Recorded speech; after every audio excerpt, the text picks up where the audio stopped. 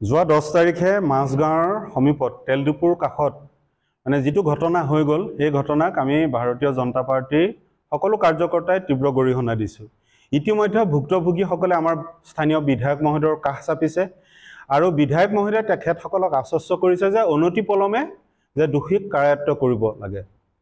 আৰু আমাৰ বিধায়ক মহোদয় যে প্ৰশাসনিক উচ্চ পদস্থ বিষয়াৰ লগত কথা বতৰা পাতি যে এই ঘটনাটো সোনকালে এটা নিৰাময় কৰিব লাগে, দোষীক শাস্তি দিব লাগে, দোষীক কাৰায়ত্ব কৰিব লাগে।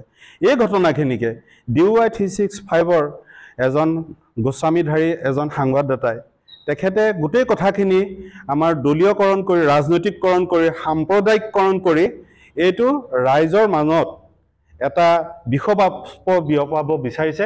গতিকে এনে কাৰ্যক আমি তীব্ৰ ভাষাৰে গৰিহণা দিছোঁ।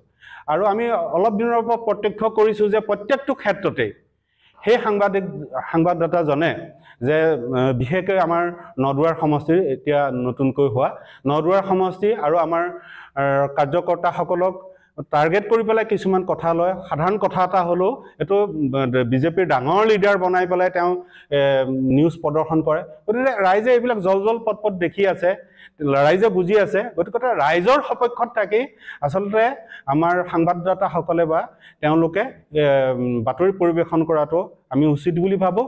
আৰু এনে বিভ্ৰান্তিৰ জৰিয়তে যাতে সমাজখনক যাতে বিষবাষ্প নিবিয়পায়, যে সাম্প্ৰদায়িক ৰাজনৈতিককৰণ এইবিলাক কথা জেনুইন যিটো কথা সেই কথালৈ গৈ পেলাই বাতৰি পৰিৱেশন কৰিবলৈ তেখেতক আমি বিনম্ৰতাৰে অনুৰোধ জনাইছোঁ।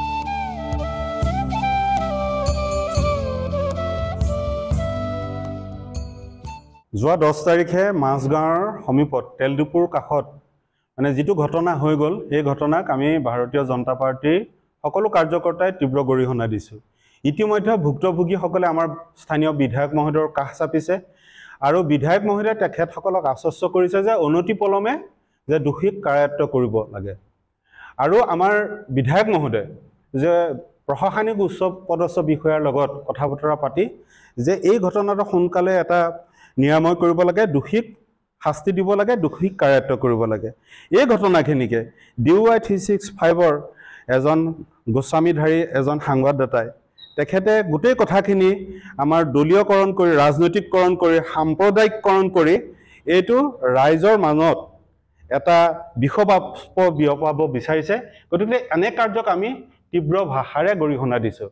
আৰু আমি অলপ দিনৰ পৰা প্ৰত্যক্ষ কৰিছোঁ যে প্ৰত্যেকটো ক্ষেত্ৰতেই সেই সাংবাদদাতাজনে যে বিশেষকৈ আমাৰ নদুৱাৰ সমষ্টিৰ এতিয়া নতুনকৈ হোৱা নদুৱাৰ সমষ্টি আৰু আমাৰ কাৰ্যকৰ্তাসকলক টাৰ্গেট কৰি পেলাই কিছুমান কথা লয়। সাধাৰণ কথা এটা হ'লেও এইটো বিজেপিৰ ডাঙৰ লিডাৰ বনাই পেলাই তেওঁ নিউজ প্ৰদৰ্শন কৰে। গতিকে ৰাইজে এইবিলাক জল পট দেখি আছে, ৰাইজে বুজি আছে। গতিকে ৰাইজৰ সপক্ষত থাকি আচলতে আমাৰ সাংবাদদাতাসকলে বা তেওঁলোকে বাতৰি পৰিৱেশন কৰাটো আমি উচিত বুলি ভাবোঁ।